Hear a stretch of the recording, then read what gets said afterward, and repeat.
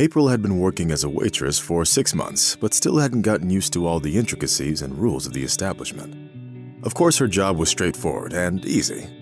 She took orders and delivered them to customers. If everything went smoothly, she got tipped.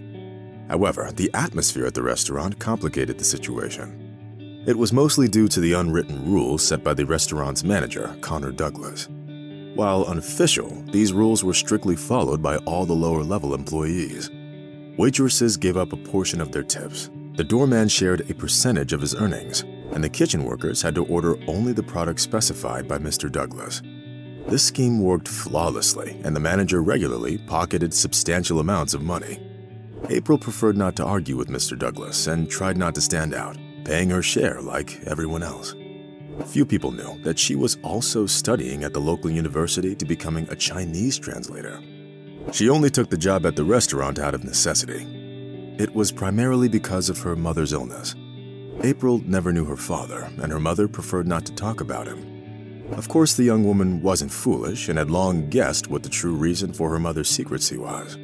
But voicing it out loud definitely wasn't worth it. Just as it wasn't worth upsetting her mother, who was already going through a tough time. Natalie Dawson worked as a cleaner at a roadside motel, and this job was anything but easy. Because of the constant contact with water and cleaning agents, the woman developed skin problems and arthritis. However, she never complained or grumbled about her fate. The only thing Natalie wanted for her daughter was to succeed in life. She insisted on April's enrollment in the university, where she excelled effortlessly.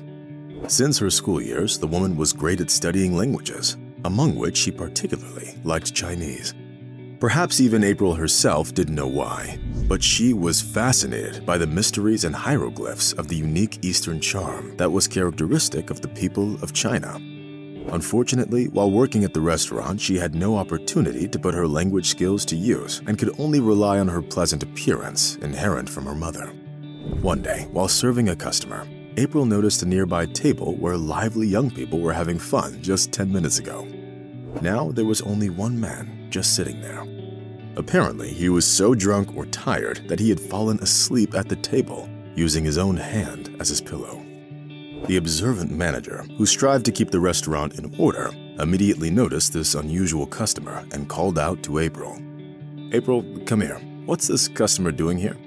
The waitress was momentarily puzzled, then came over to the manager and said, "I don't know, sir. He must have been celebrating some occasion with his friends, but then they left and he stayed." Connor frowned in disgust. "Well, get him out of here. At this rate, he'll scare away all my customers. Call a taxi and take him wherever he says." Even just the thought of doing that made April feel uneasy, but she didn't want to argue with the manager. She knew it would cost her dearly. She wouldn't achieve anything by speaking up, except for getting herself an enemy.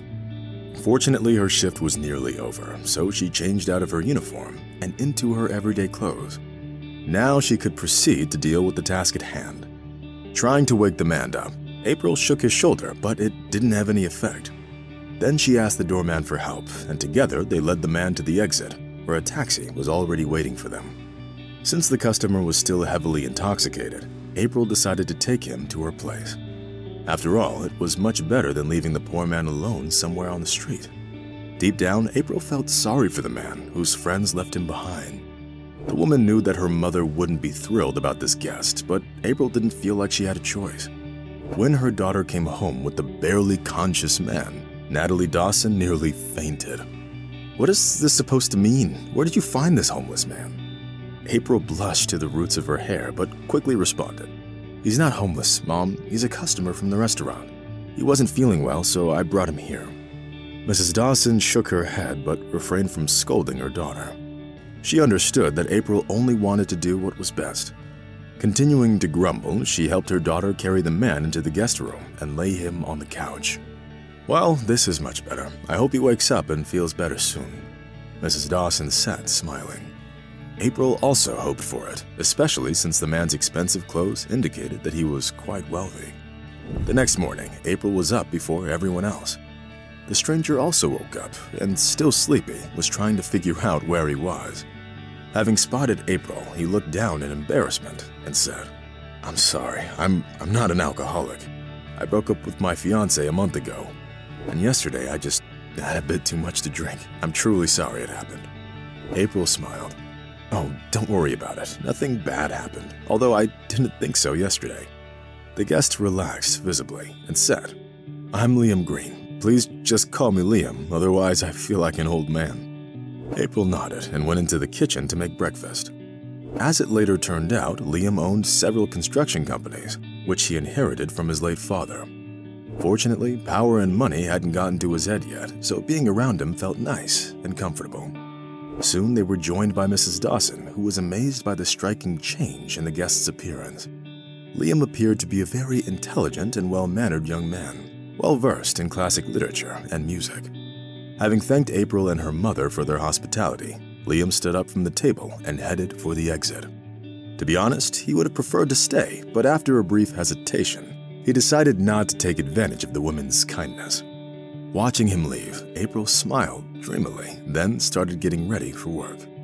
After all, nothing had really changed in her life, so there was no reason to disrupt her usual daily routine.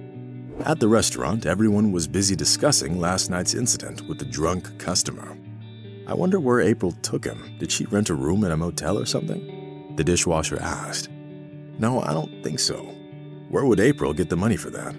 There were hardly any tips yesterday, and her mother is sick too," the doorman objected. As soon as April entered the restaurant, everyone hushed as if on cue and pretended to be busy in the kitchen. However, April still felt the glances of her colleagues, who were all trying to figure out what happened after the restaurant closed. But April didn't want to spread gossip and shame the young businessman, whose transgression wasn't as bad as it seemed at first glance. After all, Liam behaved quietly and didn't cause any scenes. Everyone makes mistakes once in a while. The main thing was for him to learn from them, and everything else didn't much matter at all. A month flew by. Connor Douglas still held his position as manager and continued to exploit his employees with astonishing regularity and persistence. One day, unable to stand his extortion any longer, April tried to protest and was immediately fired.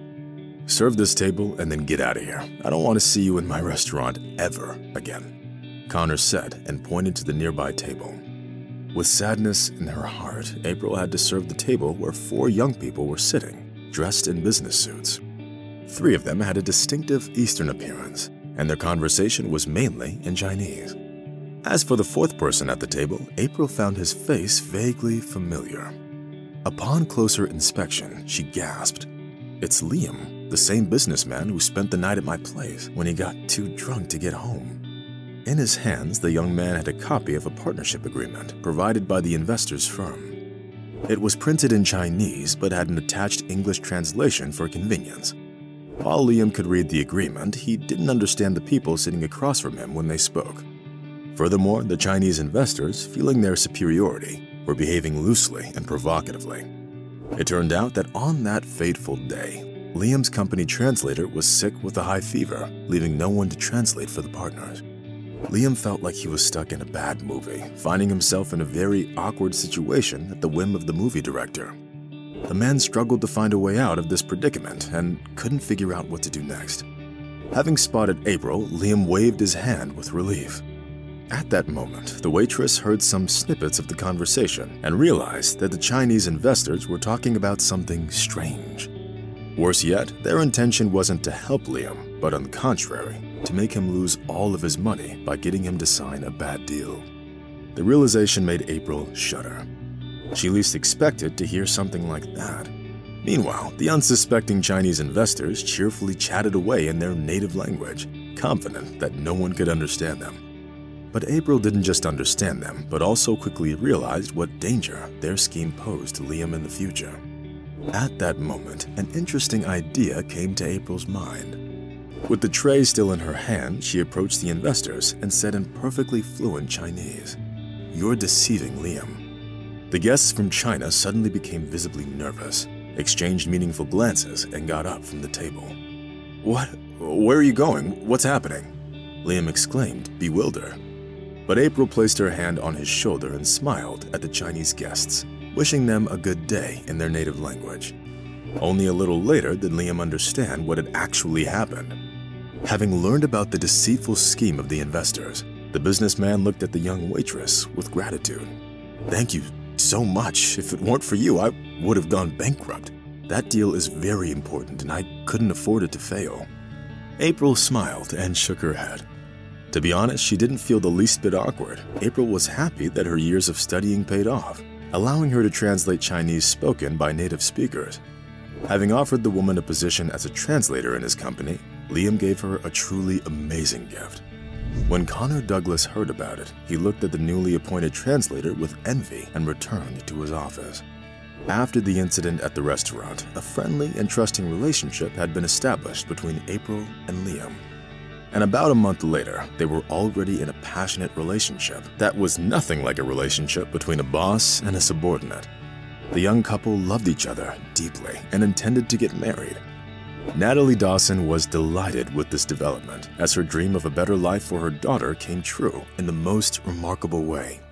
As a wedding gift for April, Liam bought her the very same restaurant where she had once worked as a waitress. Having become the new owner of the establishment, April fired Connor Douglas, depriving him of the opportunity to live off someone else's hard work. Now, the restaurant exudes a calm and cozy atmosphere, and its customers can't get enough of April's innovations that turn the place into a true paradise.